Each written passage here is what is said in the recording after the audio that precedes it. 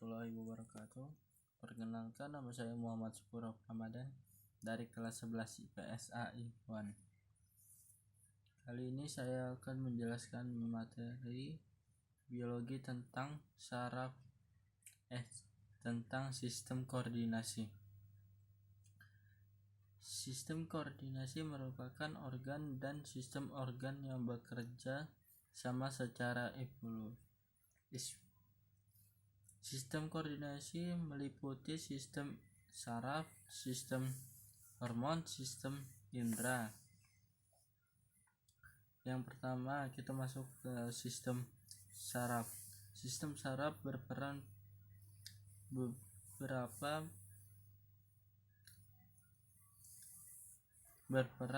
menerima, mengolah, dan mengusurkan hasil olahan rangsangan yang diterima oleh reseptor ke ekspor. Kita masuk ke struktur neuron. Struktur neuron terbagi menjadi 3, yaitu badan sel, dendrit, akson. Yang pertama, badan sel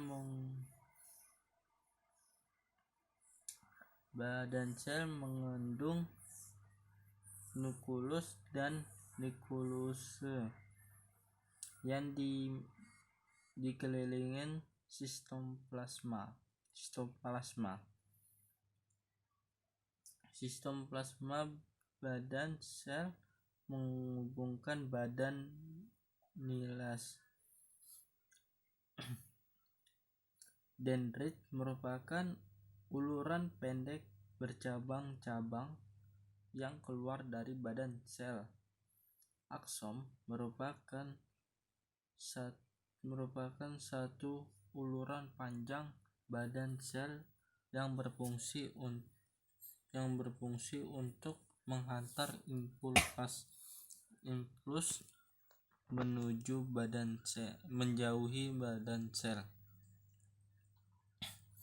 Yang kedua, neuron berdasarkan fungsinya. Neuron berdasarkan fungsinya terbagi menjadi 3, yaitu neuron motorik, neuron motorik, dan neuron konortor. Yang pertama, neuron sonorik merupakan yang badan selnya bergelombang bentuk ganglion. Kelompok badan sel, akson pendek tetapi dendritnya panjang. Neuron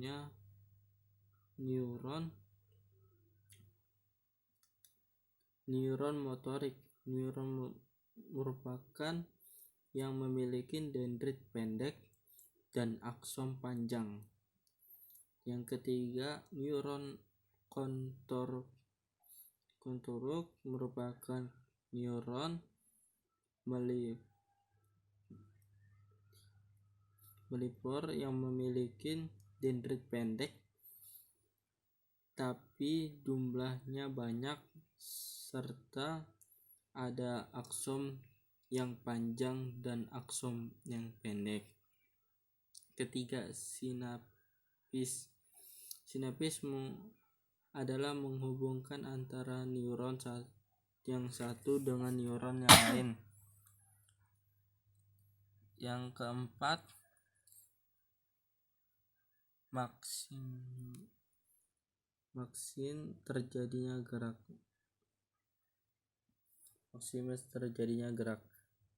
Terbagi menjadi 2, yaitu gerak sadar dan gerak refleks atau gerak tidak sadar. Yang pertama, gerak sadar impuls dimulai dari reseptor sebagai menerima rangsangan, lalu berjalan ke neuron sensorik sebagai penghantar, kemudian dibawa ke pusat saraf. yaitu otak, untuk diolah. Gerakan refleks atau gerakan tidak sadar adalah merupakan gerak yang melalui perjalanan impuls yang pendek.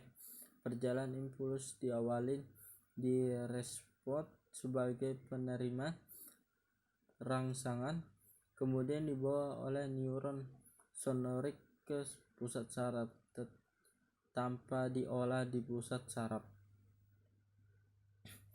Yang kelima, sistem saraf manusia. Sistem saraf manusia terbagi menjadi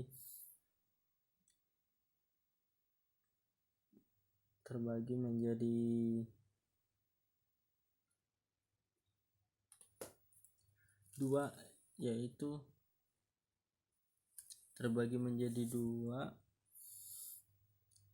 yaitu sistem saraf pusat dan tulang sumsum. Sistem saraf pusat yaitu otak pada manusia yang terdiri ada dua belahan, yaitu belahan kiri dan kanan. Terus yang kedua,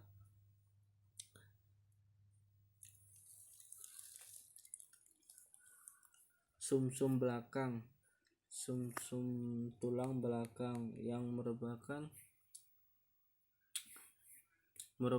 lanjutan dari donlet obati terus ke bawah sampai tulang punggung,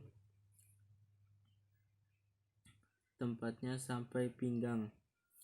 Sumsum tulang belakang berfungsi sebagai Selanjutnya, gangguan pada sistem saraf manusia terbagi menjadi 3, yaitu impelis, neuristis, dan Alzheimer.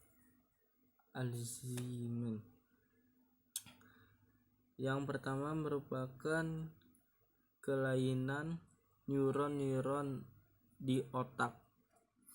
Yang kedua merupakan iritasi pada neuron yang disebabkan oleh kekurangan vitamin, kekurangan berat atau obat-obatan. Yang ketiga, Alzheimer umumnya diderita oleh orang lanjut usia yang ditandai dengan menurun daya ingat atau lupa ingatan. Mungkin sekian dari saya. Assalamualaikum warahmatullahi wabarakatuh.